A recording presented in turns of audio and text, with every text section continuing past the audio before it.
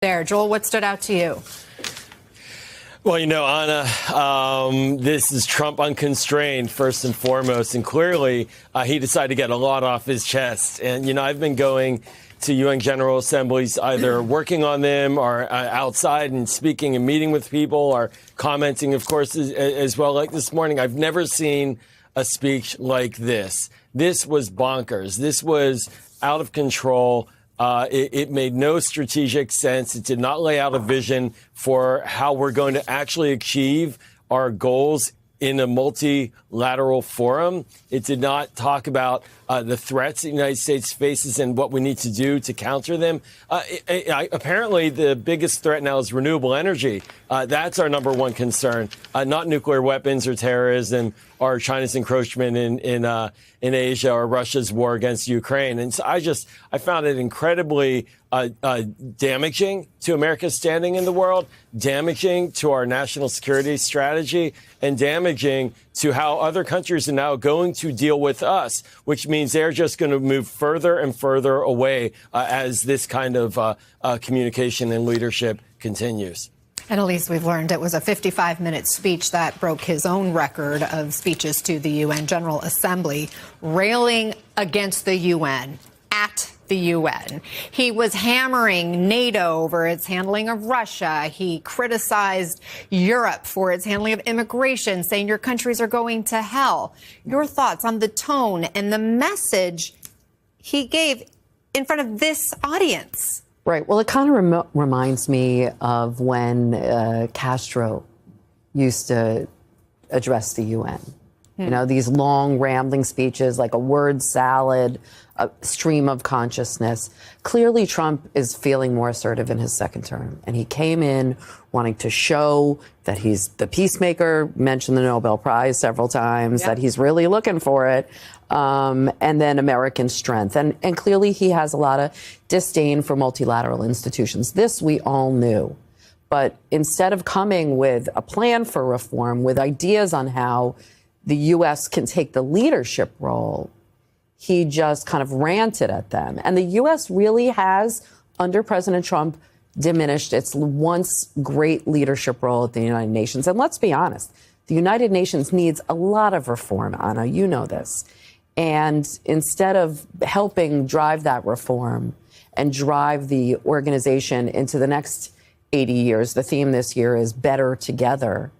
When you look at what the U.S. is doing, taking $1 billion from funding, pulling out of the World Trade Organization, pulling out of UNESCO, pulling out of the UN Human Rights Council, instead of working to reform it. And then the relationship with all of these allies are strained under the tariffs, under the approach towards Israel and not really doing anything to end. President Trump, to his credit, is trying, but also really siding with Israel when the Palestinians and the U.S. have become much more isolated. Exactly. And you saw from yesterday this diminished U.S. influence. 140 nations, 42 nations attended that meeting yesterday. Some of the U.S. greatest allies, Canada, the U.K., France, Australia, other European nations, recognizing a Palestinian state in defiance of the United States.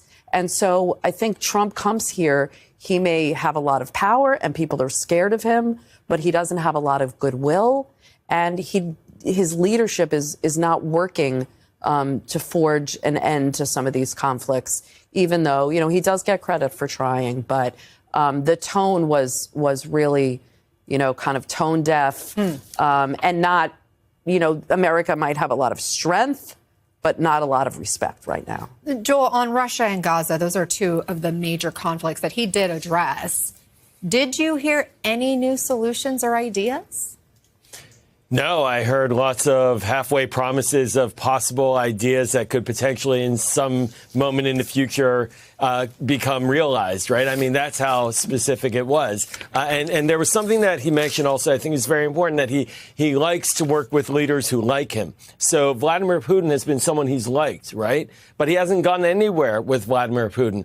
And so there's no plan to stop these wars. There's no meeting with the protagonists, with NATO, that comes out with core principles. There's no American backbone right now on either of these conflicts. And so we see, as Elise points out, just an overwhelming diminishment of our influence. And I think that's the key point to remember, which is that the United Nations is a voting body, and we are losing every vote at the United Nations time and again. And the United States does need to play a key role. We do need to be a leader in resolving these issues, these conflicts. We do hold the key to ending the war between Israel and Hamas and between Russia and Ukraine. And we're just not leaning in. And so I think he wants success on the cheap. And I just feel like we're watching the results right now in real time. Matt, you're there in Tel Aviv. What were leaders in the Middle East watching for from the president today? And I'll note that the one real applause line that he got during his speech was when he said, release the hostages now. And he did say we have to get that done related to negotiating a ceasefire for Gaza.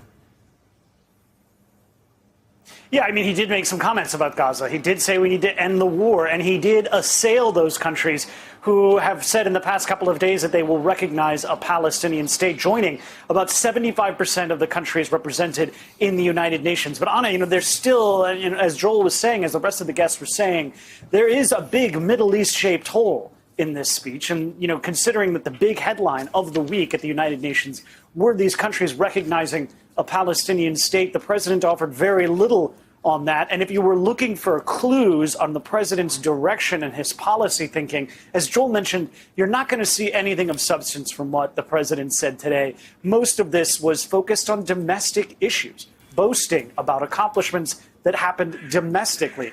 Really, and again, of course, attacking the United Nations, the very body which he's addressing.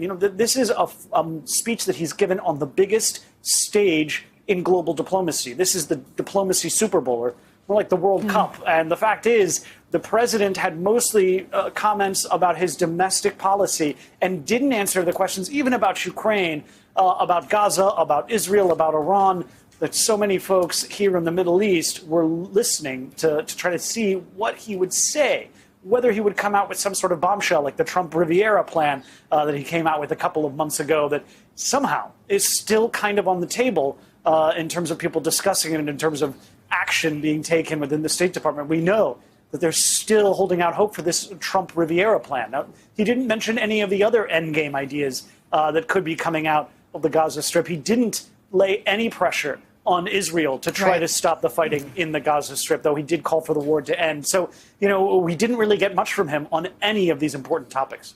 Matt Bradley, thanks for your reporting. Elise, you talk about how this body wasn't exactly being praised, or there wasn't outreach of we're in this together. It was sort of like you guys are wrong and how you've handled all these different issues. It doesn't seem like that message would be embraced. And you pointed out how much the U.S. has pulled out of the UN and its involvement, and including cutting funding. So I guess what's the risk there? If the U.S. steps back, if the U.S. isn't embraced in this kind of messaging, who or what fills the void? Well, China is filling the void. With all the pulling out of the UN of the funding, China is increasing its funding for the UN and all these multilateral institutions, trying to portray itself as the more stable partner. And we know that there are a lot of questions about human rights and the U.S. attention toward human rights and democracy under President Trump. But we know China does not care about democracy or human rights. Qatar is another country that is trying to fill that void, particularly in the UN. And I'll say something. President Trump is meeting tomorrow with a bunch of Arab and Muslim leaders to talk about the UN.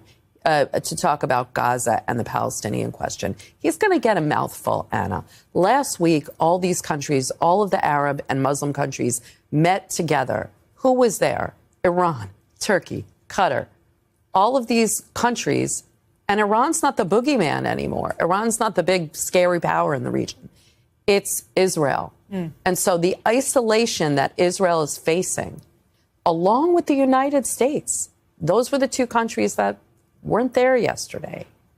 So if the U.S. doesn't show that leadership, other countries are going to fill the void.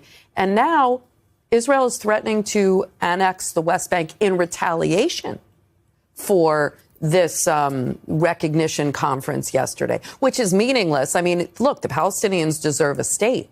But just saying that I recognize Palestine doesn't mean that they have the basic architecture of a state, doesn't mean that they have the land, doesn't mean that they have the governance that they need. That At this point, it's more symbolic. they've been looking for President Trump to work with Israel to push all this plan after.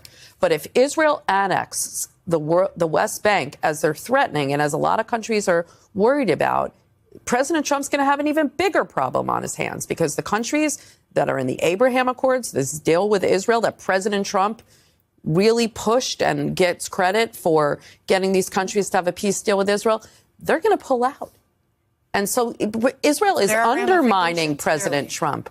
Yeah, there are new ripple effects every moment in this tinderbox of a region. Obviously. Exactly. Thank you, Lise Labott, also Joel Rubin. I appreciate you both so much.